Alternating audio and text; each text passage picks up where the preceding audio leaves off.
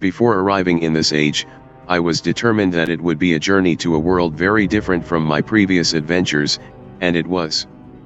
The sky here is dark and gray and incessantly displays flashes of lightning in the distance. I met a very old man with a long beard and hair that hangs to his waist. He is very feeble and has trouble even moving. This man has obviously been through very many things in this strange world, and I have learned many things from him. He has told me an interesting story of this world's history. Years ago, he told me, there was a beautiful city that rose up out of the water. It housed many people inside its walls and the people had everything they wished for. The city was surrounded by 3 high hills which rose higher than the city. On the east hill of the city rested a large lookout post. The people of the city had constructed the post expecting visitors to arrive from the east. The people had no means of traveling on the water, which forced them to merely wait for friend or foe. As time passed, friendly visitors brought rumors of an enemy that existed beyond the horizon. The people grew fearful, yet nothing happened. One day the usually sunny sky became as dark as night, and black ships appeared on the horizon. The lookout post's attempts at peace were turned away, and the sentries there were easily overwhelmed. The ships continued to wreak havoc on the city, apparently destroying everyone and everything. After the foundations of the city were destroyed, the city sunk deep into the ocean and only the lookout post remained. The black ship sailed away.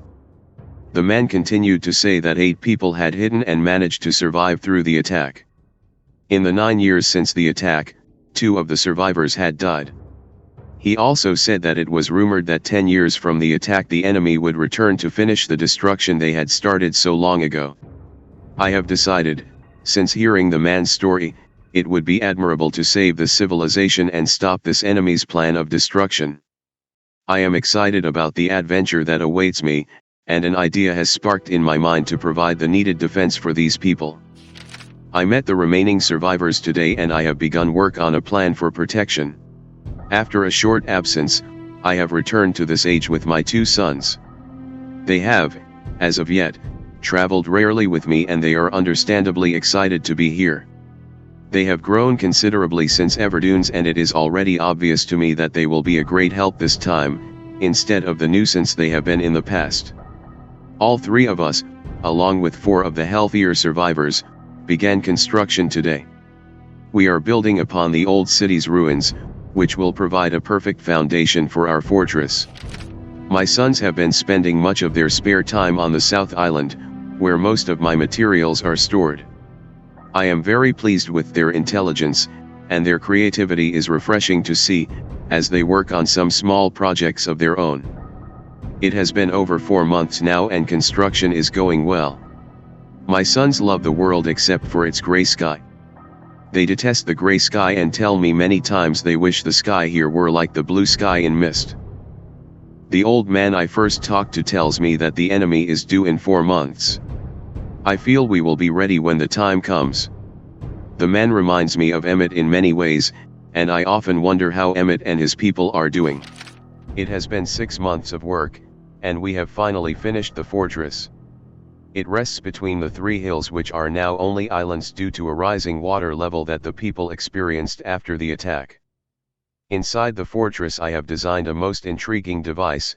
It makes use of a technology called holography I began experimenting with on my visits to Aspermere.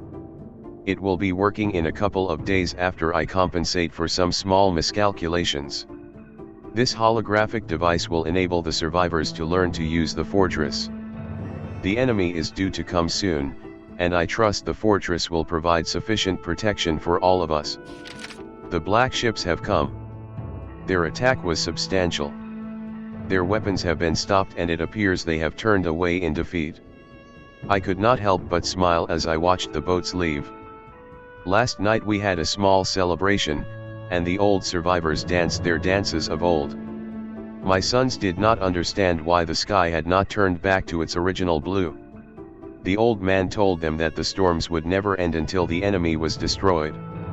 I assured my sons that a blue sky was not worth the risk of death and they seemed to hear me. I have had a healthy adventure and have begun work on a new book. Once again, I must leave a familiar age in search of a new universe I have begun. But first I will have an extended time with Catherine, whom I miss very much. I must also return to the people of the tide. I believe in my travels I have found a substance that will ease the pain of their bone ailments that they have long endured. I hope to return to mechanical age one day and find the population growing and my fortress still strong. Though the sky may always be black, I am confident the people here feel a heavier darkness has been lifted from their shoulders.